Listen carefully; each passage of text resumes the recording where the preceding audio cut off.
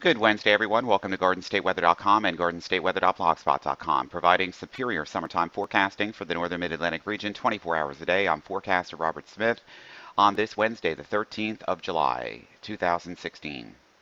Goes east, a visible pass this morning shows a mixture of scattered to broken cloud cover, about 5 to 6,000 feet scattered about the region this morning.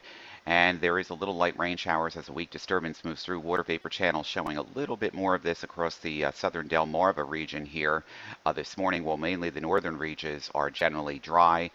And we do have a few showers. They're occurring right now over the Chesapeake, and they're weakening as they're trying to make their way into portions of Delaware. There's a shower or so off the Jersey coast, another one here in southwestern Jersey, and another one exiting the New York City area. All of this is not being reported on the ground, but the Doppler is showing that we do have a scattering of a few light showers around the region this morning. Closer inspection of this, most skies are generally partly to mostly sunny, but where there is some cloud cover, there's also a shower or so, very light around just south of State College this morning. Here's another one around southwestern Delaware here, or actually Maryland, getting into Delaware, but it's probably going to dissipate before it reaches the area. And the showers around New York City and off the coast of Jersey have dissipated. Temperatures this morning are generally running in the upper 60s to lower 70s once again. Dew points are also coming up. They're in the mid-60s right now and approaching the upper 60s in the Delmarva. There's an excessive heat watch in effect from Thursday afternoon through Friday, and this would include Mercer and Gloucester, Camden, northwestern Burlington, Chester, eastern Montgomery, Philadelphia, Delaware, and all of this will be for the maximum readings in the low to mid-90s on Thursday and Friday, lows on Thursday night, and middle and upper 70s, some high urbanized locations possibly not falling below 80 degrees, and this would be for Thursday night and Friday. Heat indice values making it feel like it's about 100 to 104 on Thursday afternoon and near 100 on Friday afternoon. The impacts excessive heat will create hazardous conditions. The potential for heat-related health issues will be high, especially for the elderly and for those in poor health. So you do want to be mindful of this in this area during tomorrow and Friday. And if you're on vacation and or just going to the beaches today, the New Jersey and New York surf zone forecast for Wednesday, July 13th for the New York and Long Island beaches. Moderate risk of rip currents. You know what that means. Lightning risk none. Surf height around 2 feet. Ultraviolet index very high. And that sunscreen is going to be a must. Water temperatures are getting up there 72 right now. The weather partly sunny, highs around 79. South winds at 5, increasing to 15 during the afternoon. That will feel refreshing by the shore. High tide cycles begin after 3. For New Jersey and Delaware beaches, partly sunny, high temperatures lower 80. South winds at 5 to 10, surf 2 to 3 feet. Ultraviolet index very high at 9, surf temperature around 72. There's a lower risk of rip currents on the New Jersey shore. Again, any rip currents can occur near piers and jetties, so you do not want to swim near them. Always swim in lifeguarded areas. High tide cycles begin after 3 p.m. And in the Atlantic and Caribbean this morning, there's still no activity and none is expected over the next 5 days, with still quite a lot of dry dust coming in from off of the coast of Africa, which is impeding the cyclogenesis development for showers and thunderstorms needed to produce a tropical storm or wave. And for you allergy sufferers, grass, pollen, grasses basically are the predominant pollens right now, and they should be for this time of the year, and they will continue to be in the low to medium side right into the weekend. And your 7-day model output statistics guidance, high temperatures for the region for today, generally in the 80s away from the coast.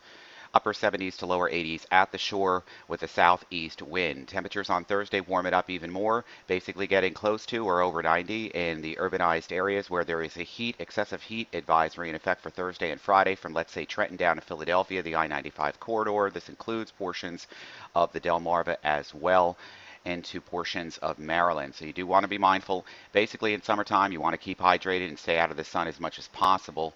Especially check on the pets and the elderly as well. On Friday, temperatures really getting up there into the low and mid 90s with heat indices close to 100 from Trenton down towards Philadelphia and the I-95 corridor. Temperatures with a southwest wind even approaching 90 at the beaches. The only relief will be an onshore, south shore or a coastal sea breeze developing during the afternoon hours, and that would keep you close to a little bit cooler right along the coast. But the influences of that further inland, nil. On Saturday, temperatures after a cold front moves through again in the upper 80s to around 90 in Philadelphia and parts south, upper 80s at the coast. Sunday, the warm conditions continue near seasonable temperatures and again in the mid to upper 80s across the region. That's about normal for this time of the year, folks. And on Monday, temperatures again in the upper 80s to around 90 again, Philadelphia and south. And on Tuesday, temperatures again continuing in the 80s predominantly for the most part. Starting out with the HRR model, we basically have high pressure in control over the area, but there's a few weak disturbances moving through, and with afternoon heating, that means the chances of showers and isolated to scattered showers and thunderstorms popping up southwest Jersey, the Delmarva area, not out of the question for this afternoon. You can see a few of these showers could be containing some very heavy brief downpours and also some strong gusty winds with them. They're popcorn in nature, diurnally driven by the heat and the sunshine, and a weak wave or weak influence moving across the region during the afternoon hours. And we can see this, the HRR is indicating a few of these could get into northwestern New Jersey and just south and west of Philly this afternoon, not out of the question, so you do want to be mindful of that. All this begins to collapse overnight tonight, but there is a weak thermal trough in place across the region before and ahead of this cold front that will be moving through until Friday. And there'll be increasing chances for scattered to isolated showers and thunderstorms as we move into the picture here. If we move this along into the NAM, again, by tomorrow morning, there could be a few isolated to scattered showers and thunderstorms still in the morning. These showers and thunderstorms again moving through during the morning hours and then out. Sunshine increases again, and that increases the heating of the day. And with the trough approaching and cold front approaching, could be some more convective activity across the region as well, isolated to scattered in nature through Friday morning until the cold front moves finally through the region. We'll switch on over to the Weather Prediction Center's forecasted charts of fronts and precipitation. Again, isolated to scattered showers across the region during this afternoon and during the area for tonight into tomorrow morning as this weak frontal trough and wave of low pressure move off the Virginia and Virginia coastline here and off the Delmarva coastline as well. And by tomorrow morning, we still have that boundary in place across the region. There could be some isolated to scattered showers again across certain areas tomorrow morning. Not all of these areas thatched in green will receive appreciable rainfall. Here comes the cold front that will be knocking on our back doorstep for Friday afternoon and evening. Again, a wave of low pressure associated with the front itself could produce, again, more shower and thunderstorm activity scattered about the region on Saturday. Not all areas will see this. And by Sunday, the front is basically stalled up in place, and it looks like predominantly dry weather at this point for at least a portion of Sunday.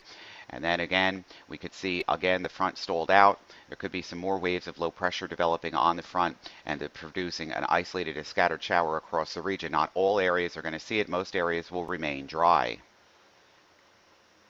GFS operational on Saturday morning has the front stalled out to the south with another weak disturbance moving through the Virginias and then off the coast. So most areas will remain dry on Saturday, especially if you're along the New Jersey, New York City metropolitan area, northern New Jersey. High pressure builds in for Sunday. Again, the front is stalled out well to our south, so we're not really expecting much in the way of precipitation until Saturday afternoon. And then this area of low pressure drives south through southeastern Canada. And we are still in basically a west to east flow in the mid and upper levels of the weather pattern with the stalled out front parallel to the flow. And with that, again, the chances of more shower and thunderstorm activity begin to get into the area by sometime on Tuesday before that front begins to drive south and east again and more high pressure begins to build in across the forecast region for the mid to the early part of next week. But the front is still stalled out and there could be some isolated to scattered showers around the region again, mainly to our south and west the early part of next week. Going forward, I wouldn't put too much weight in the model guidance as to where the shower and thunderstorm activity will be from day to day because the convective nature of these models have been struggling with the output most of this season. Given the setup here in the northern Atlantic and the rest of the country as well. So with the heat ridge to our south and west, stalled out fronts and backdoor cold fronts coming through, and this means the models are struggling in placement of where the shower and thunderstorm activity will be. So basically a 30 to 40% chance each day of a shower and isolated thunderstorm. Right now, the weekend looks primarily dry across all of our forecast region with warm temperatures back and seasonable temperatures back in the mid and upper 80s. But we'll be monitoring all of this if anything changes or evolves into something that needs to, considerably make a difference in the forecast. For everything live, it's GardenStateWeather.com, GardenStateWeather.blogspot.com, Twitter, Facebook, and Google+. I'm forecaster Robert Smith. Have a beautiful Wednesday.